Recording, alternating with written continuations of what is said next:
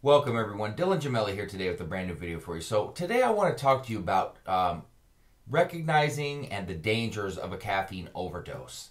So caffeine can stay in your system for 4 to 6 hours and potentially even longer for other people. And it's really easy to overdo it at times, and you can feel panicky, you can feel sick, you can feel anxious. These are all traditional signs of a caffeine overdose.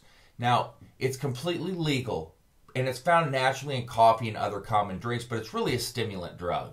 And it's a chemical that affects your CNS or your central nervous system, and it's a stimulant of the methylxanthin class of psychoactive drugs. And what it does is it elevates your heart rate, it increases your alertness, and it changes the way your brain and your body work in a number of different ways, some that are good and some that might be dangerous. So, what does science tell us about the pros and cons of consuming caffeine? Well, it seems that it all comes down to an individual person, their tolerance, and how the caffeine is consumed. Now, studies, that are up to date now, they somewhat disagree about caffeine's effect on blood pressure, on brain activity, hormonal balance, blood sugar levels, and your overall mood in general.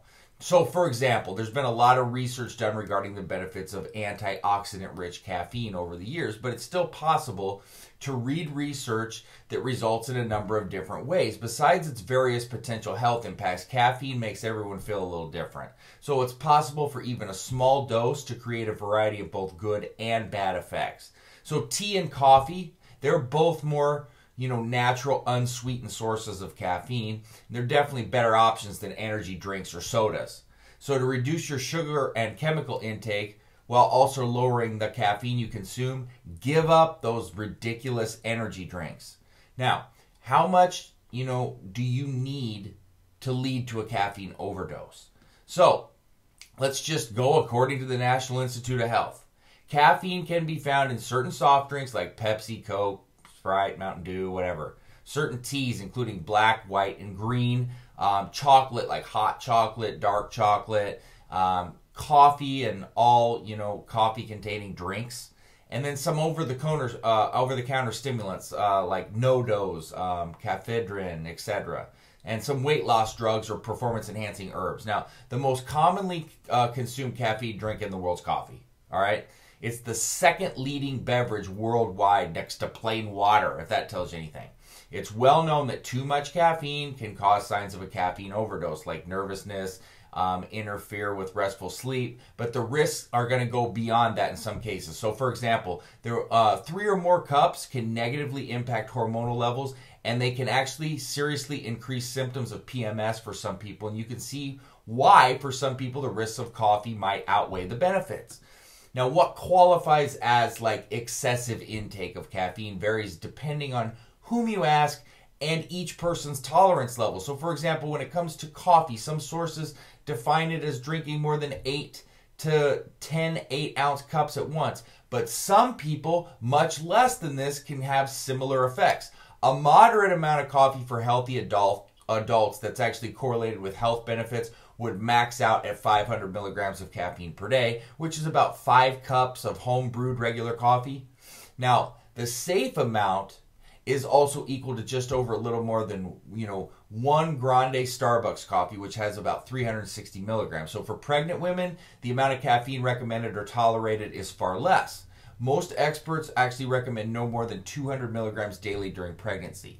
Now, although most research shows that consumption of coffee is a major source of dietary antioxidants and it could inhibit disease-causing inflammation, others are out there still going to caution that everybody reacts to coffee differently and risks still need to be considered. So there's numerous studies mentioned in the media about all of coffee's benefits, and it might make you think that coffee should be something that to indulge in every day. But the problem is that other research shows drinking numerous cups daily could possibly increase the risk of miscarriage, abnormal pregnancy, anxiety, heart problems, and blood sugar issues. So how much caffeine does it take to become dangerous and possibly lead to caffeine overdoses?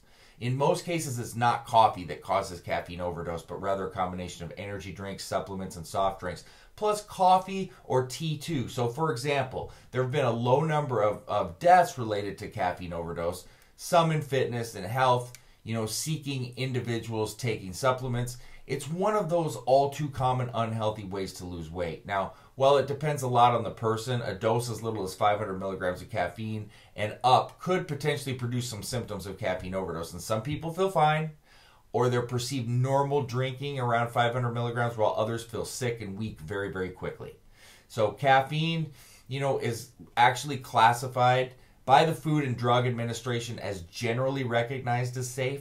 Toxic doses are usually considered anything over 10 grams per day for an adult. So to put this into context, 1 cup of coffee contains 80 to 175 milligrams of caffeine, depending on the bean and preparation methods. So someone would need to have roughly 50 to 100 ordinary cups of coffee to reach a lethal dose and have true caffeine overdose.